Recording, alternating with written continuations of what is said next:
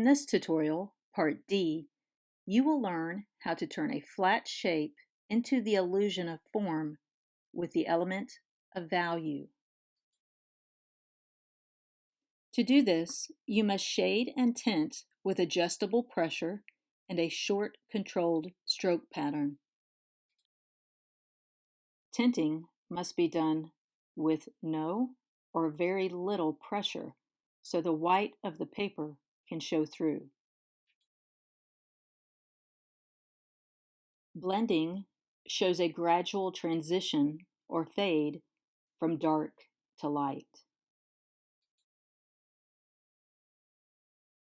Use a moderate pressure for medium values, and then you can press down harder for dark values, but be careful not to press down so hard you scar the paper.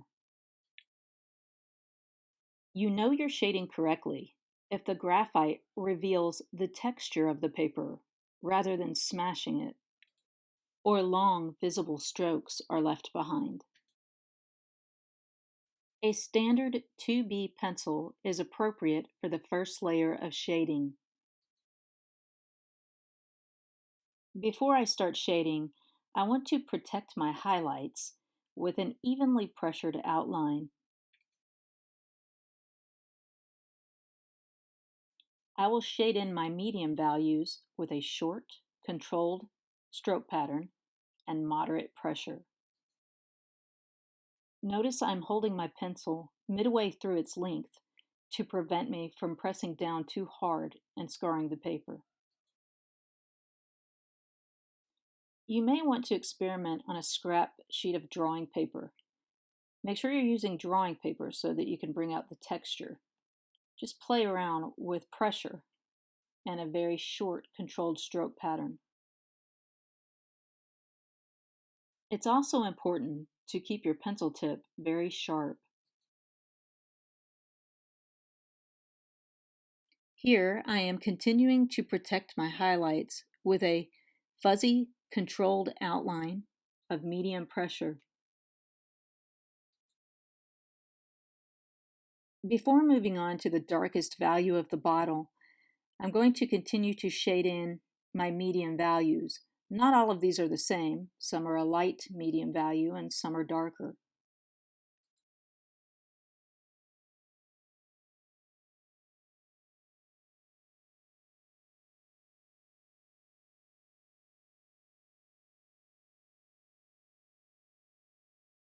For the darkest value of my bottle, I will switch to a 4B pencil, as it will provide a richer black.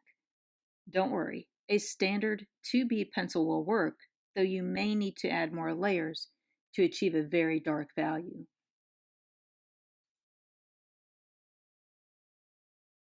Before shading, I will protect my medium and light values with a dark outline.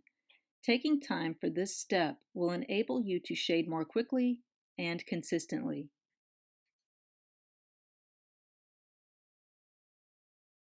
You may have noticed a graphite coating on the edge of your hand. To prevent smudging, just keep a scrap of paper under your hand as you shade. When faced with a vast area of negative space to fill, it is tempting to make a long, less controlled stroke pattern. Don't give in to the temptation. It will ruin all of your hard work. Take frequent breaks, but continue to control the tool. Skill does not require talent, but patience and care. The skill needed here to complete the bottle is a very short, controlled stroke pattern or hatching in one direction with a sharp pencil.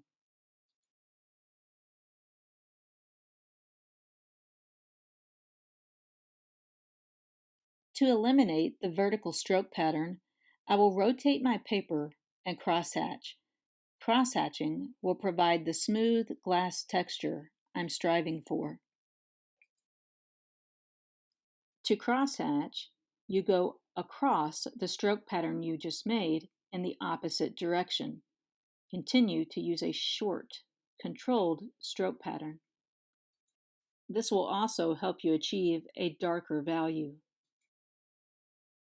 To refine my bottle with high contrast, I will make sure my darks are dark enough by using more pressure and shading places that need a deeper black. If need be, you can sharpen highlights with the tip of an eraser.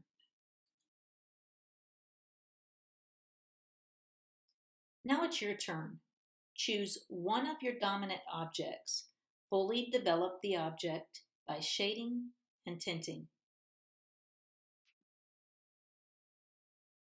Before shading the rest of your objects, try outlining the dark sides of all of your objects. This will help you to establish a light source and provide boundaries for your darkest values. When applying value, shading, and tinting, remember to protect your highlights with an outline with appropriate pressure, always hatch with a short, controlled stroke pattern,